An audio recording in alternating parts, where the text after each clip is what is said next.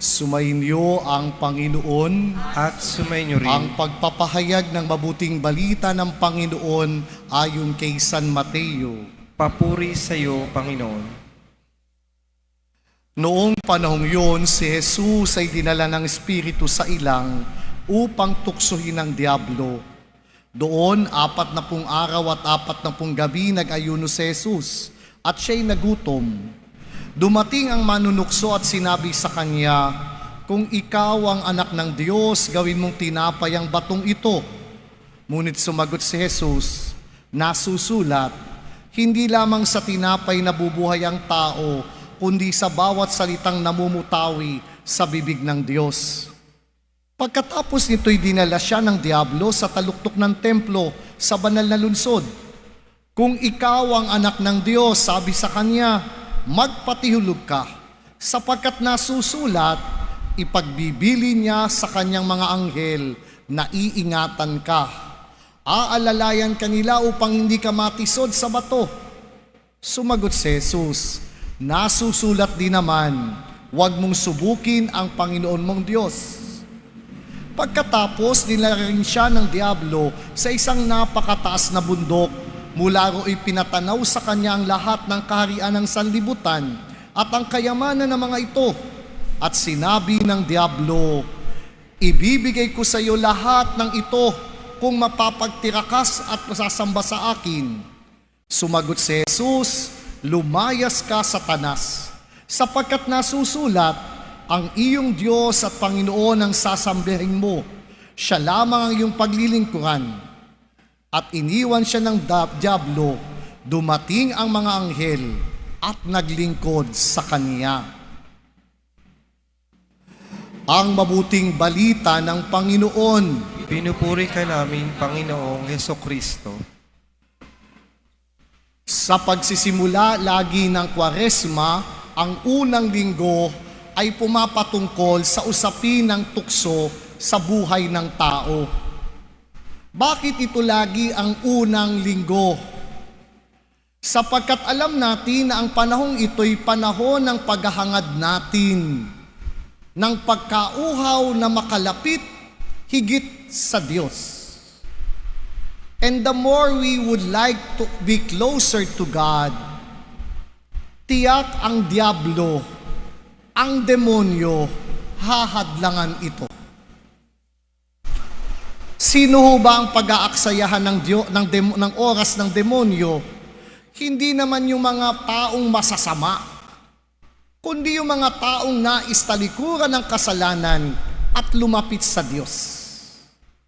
Sila ang pag-aaksayahan ng panahon ng demonyo upang wag maganap ito at hahadlangan ang anumang magagandang balak natin para tilikuran natin ang masasama at makasalanan nating buhay.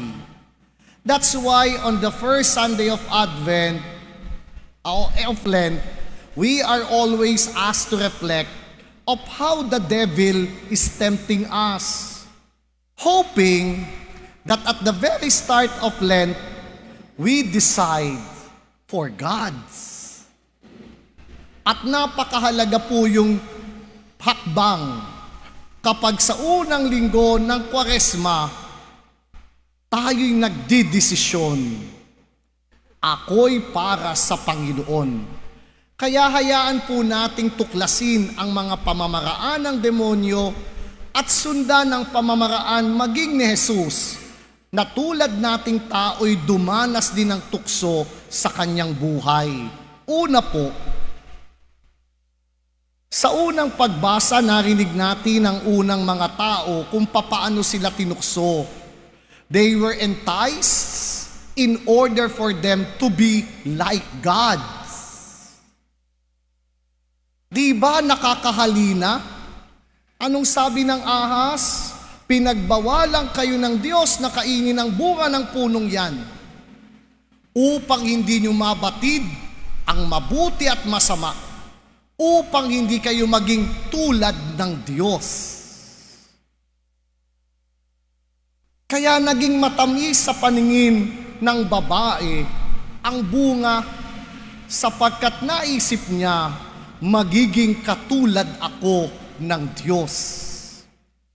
She forget the truth about herself, that she is not God. She is a creature and not the Creator. Kaya naman anong tingin niya sa bunga? Maganda, masarap, mabuti, at lalawak ang aking pangunawa. But she failed to recognize her true identity. I am a creature. I am not the Creator.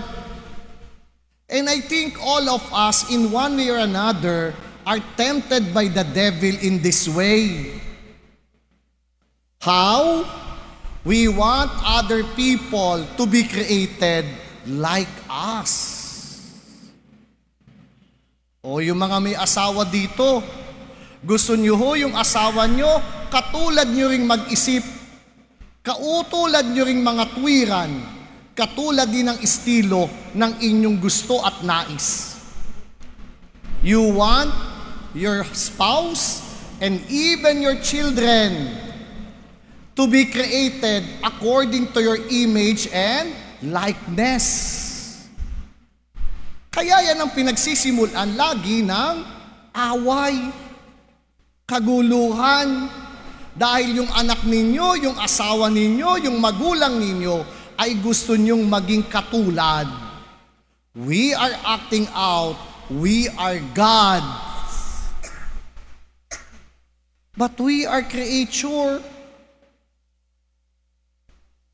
Kaya ho yung asawa nyo, gusto nyo katulad ninyo. Kapag katulad nyo na lahat ang tao sa mundo, abay nakakaalibadbad naman.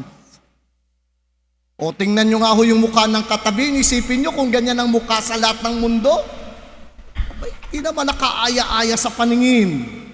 But that is what we want to happen. We want other people to be like us. We are acting out, we are God and goddesses. And that is the temptation that our first parents fall when they forget the real identity. I am God's creature. I am not the Creator. Kaya nga ba, maging sa ikalawang pagbasa, si Adan, ang kanilang pagkakasala ay nagbunga.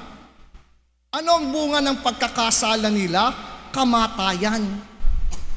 Any choices that we give in to the temptation has its own consequence. And we should not forget that.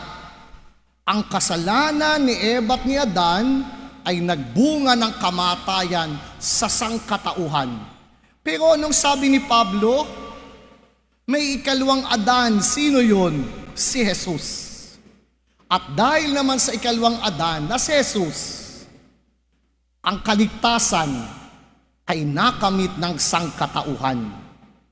There is still hope that even though at times we fall into the trap of sin because of the temptation that comes along our way, through Jesus, we still have hope that like Him, we could overcome temptation in our lives. At yun ang pinapahayag ni Pablo. Kung bumagsak man ang unang tao, ang kalawang Adan na si Jesus, tao ring tulad natin, ay tinukso. Pero napagtagumpayan niya ang mga tukso na hinarap niya sa mundo. Tunghayan natin ang panunukso ng demonyo na ipinahayag sa Ebanghelyo. Dinala siya ng anghel sa ilang, sa disyerto. 40 araw at gabi, wala siyang pagkain sapagkat siya'y nag-aayuno. Alam ng demonyo ang kahinaan nating lahat. They are studying our own weaknesses, so that we will be tempted and fall into the trap of sin. Maging si Jesus, alam nila na siya'y gutom sapagkat 40 araw nga siyang hindi kumakain. Kaya anong unang tukso na hinarap ni Jesus? Kung ikaw ang anak ng Diyos, gawin mong tinapay ang mga batong ito. He was tempted in order to give convenience, comfort, and satisfaction to his human body. Sapagkat siya'y pagod, ang unang tukso sa kanya ay gawing tinapay ang bato. Mga kapatid, kapag tayo'y may mga pinagdaraanan, pagod man yan, kalungkutan, disappointments, or stress, that is how the devil will easily tempt us. Kaya magandang i-identify kung tayo nga ba'y nasa ganitong uri ng sitwasyon, sapagkat ito ang pamamaraan ng demonyo para tuksohin tayo. Use your power to convert this stone into bread, meaning use your power for yourself.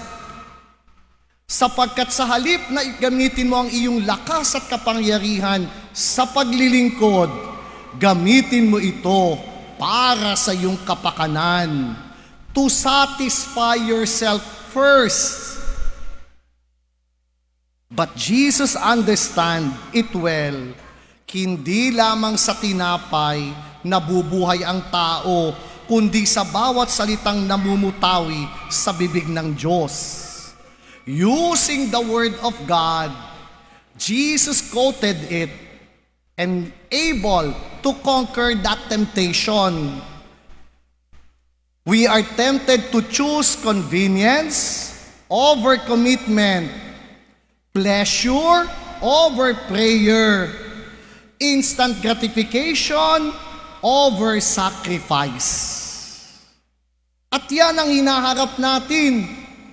Kahit na panahon ng Kwaresma na inaanyayahan tayong magdasal, iiunahin natin ang luho at layaw ng katawan. Bibigyang pansin natin lagi ang kaluwagan ng ating sarili kahit na tayo'y nagtalaga. We could wait for instant gratification and not to sacrifice at all.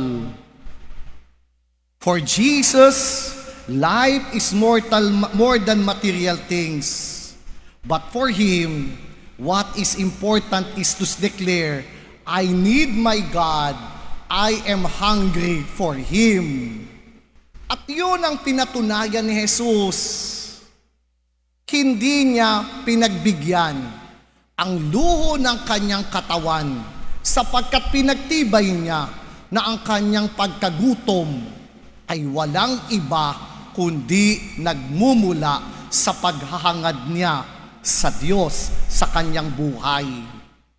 Pangalawa, tinukso na naman ng Diablo si Jesus. It is about pride and recognition. Sabi niya, kung ikaw ang anak ng Diyos, sabi sa kanya, magpatihulog ka. But this time, even the devil is also reading the Bible. Sabi niya, ipagbibili niya sa kanyang mga anghel na iingatan ka't aalalayan kanila upang hindi ka matisod. The devil quoted from the Bible. Nagbabasa rin pala ng Biblia ang demonyo. At ano ang panunukso ito? Nais ng demonyong patunayan niya ang kanyang sarili to show who he is, who you are, and let people admire you. Diba sa buhay natin, dumarating din po ito. Marami tayong nais patunayan at tuwang-tuwa tayo pag pinaparangalan at patutunayan nating tayo ang pinakamataas, makisig, at tayo lagi ang masusunod.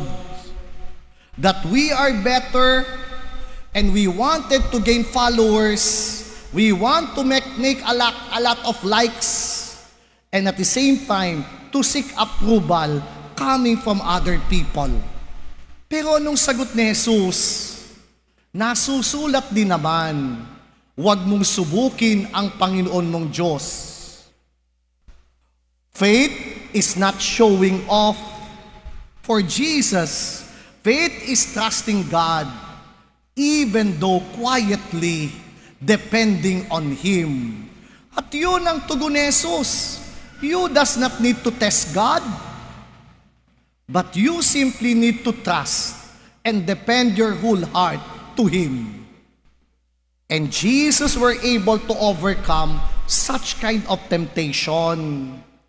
Kaya maganda hong tanungin din, kapag nais nating maraming patunayan, ako dapat ang masusunod, ako dapat ang pakikinggan, tinig ko lamang lagi ang susundan.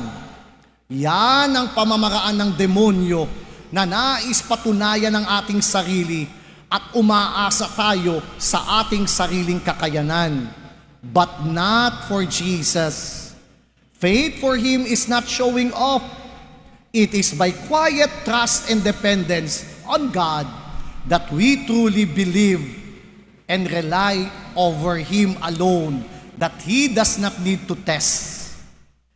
Thirdly, dinala naman ng diablo ang si Jesus sa taluktok ng bundok, pinakita ang kayamanan ng mundo. Anong sabi ng diablo? Ibibigay ko sa iyo ang lahat ng ito kung magpapatira ka at sasamba ka sa akin. The temptation of power, that the devil would like Jesus to succeed in His mission. How? Through shortcut, to find glory without cross. At yun ang panunukso ng demonyo rin sa atin. We want success without sacrifice. We want victory without struggle. We want resurrection without crucifixion.